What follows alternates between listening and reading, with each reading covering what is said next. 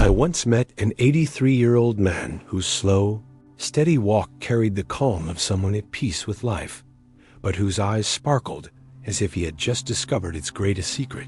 His doctor told me that his health was better than most people in their 60s, and I couldn't understand why.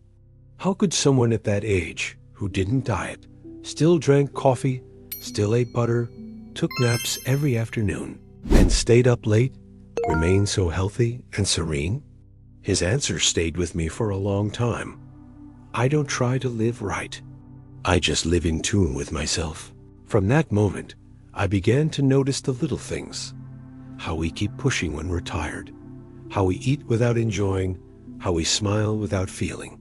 I realized that maybe the secret to living long and well isn't about strict rules, but about listening to your own rhythm, resting when you need to, eating what's real, sleeping when your body asks for it, and smiling gently at yourself.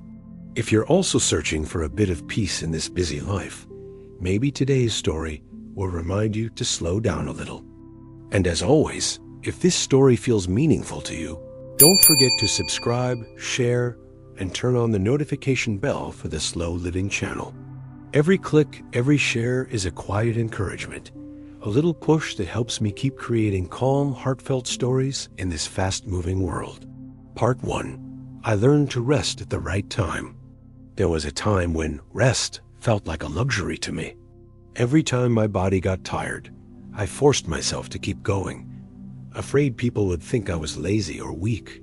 But as I grew older, I realized there's nothing more exhausting than pretending to be fine. I remember the first time I allowed myself to take a nap in the afternoon. My head was heavy, work was piling up, but instead of forcing another cup of coffee, I lay down, just for a few minutes. When I woke up, I felt lighter, as if someone had hit a reset button inside me. Everything was still there, emails, deadlines, to-do lists, but my mind was calm, clear. For the first time, I understood. The body doesn't need a hero. It just needs to be heard. Since then, I've let myself pause a little every day. No fancy spa, no luxury retreat. Just me on a chair, phone turned off, breathing back into rhythm. Some days, sunlight filters softly through the curtains, and I simply watch dust dancing in the air, and somehow, my thoughts slow down too. Ironically, once I started napping, my productivity improved. The afternoon fog disappeared. My focus sharpened. My body felt recharged. My mind clear. I learned that napping isn't laziness. It's wisdom. The wisdom of someone who respects his own limits. Now, I don't try to prove my worth by staying awake all day. I just follow my body's pace. Because sometimes, closing your eyes for 30 minutes at noon is enough to hear what life has been trying to tell you all along. That slowing down is also a way to move forward. Part 2. I choose to eat real, not just eat right. There was a time when I was afraid of food. I read countless articles warning that butter, milk, and cheese were bad for your health.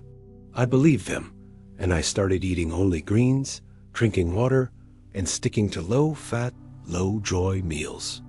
But my body didn't get stronger. It got weaker. I was tired all the time, my skin dull, my mind heavy. Meals stopped being moments of joy. They became moments of control. One day, while visiting a friend in the countryside, I was offered a warm slice of bread with golden butter.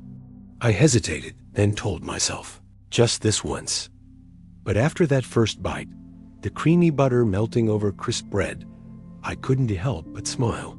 For the first time in a long while, I was really eating. Not out of fear, not out of guilt, but out of gratitude for being alive. Since then, I've made peace with food. I stopped buying fat-free products filled with sugar and chemicals and went back to whole milk, real butter, real cheese. I discovered that when you choose food your body recognizes, food that's real, simple, honest, you don't have to try so hard. Your body naturally finds its balance. Now, I don't count calories anymore. I don't feel guilty for enjoying good food. I believe that eating well isn't about perfection. it's about joy. Because health doesn't come only from nutrients. It comes from the emotions we bring to the table. Every time I sit down to eat, I remind myself, eat as if this is the last meal on the most beautiful day of your life. Slowly, gratefully, sincerely, the same way I'm learning to live. Part 3. I kept my morning coffee.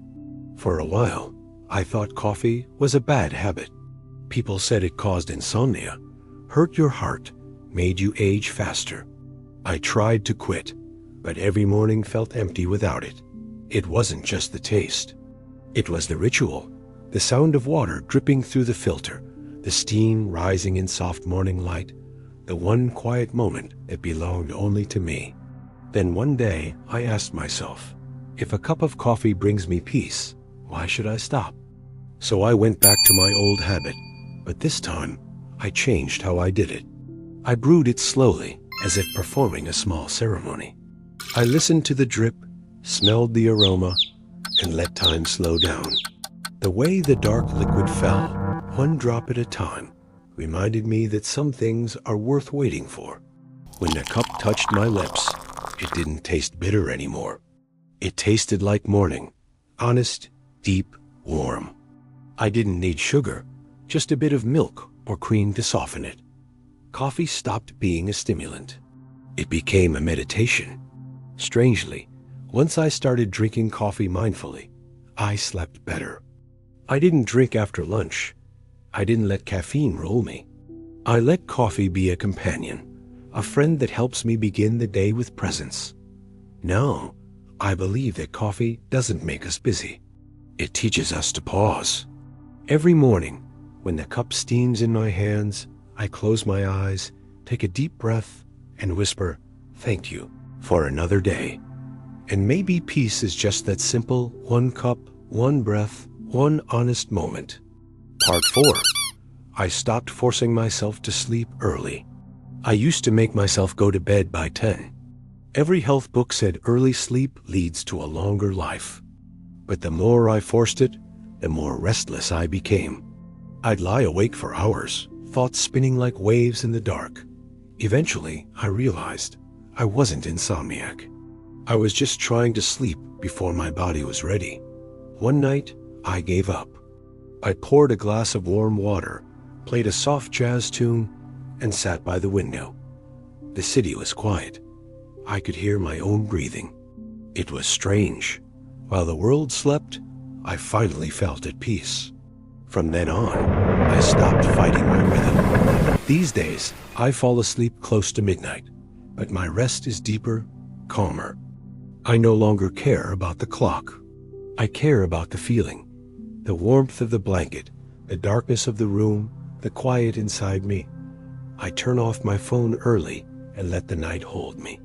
I realized that sleeping early isn't as important as sleeping peacefully. Everyone has their own rhythm. Some are morning birds, others night owls.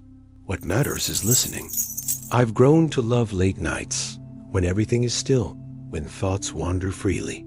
Sometimes, in those quiet hours, I write, I think, or I simply breathe. And I've learned, peace doesn't always come from effort. Sleep, too, comes when we stop trying, when we finally whisper to ourselves, that's enough for today. Part 5. I learned to laugh at myself. There was a period when I was too strict with myself. I blamed myself for mistakes, for weakness, for forgetting small things.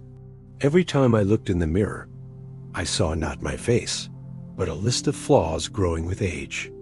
Until one morning, while making coffee, I spilled the entire pot on the floor. I looked at the mess and laughed. A real, light, freeing laugh. That's when I understood I don't always have to be right. I don't always have to be perfect. Since that day, I've learned to laugh at myself. When I stumble over words, I laugh. When I forget why I entered a room, I laugh.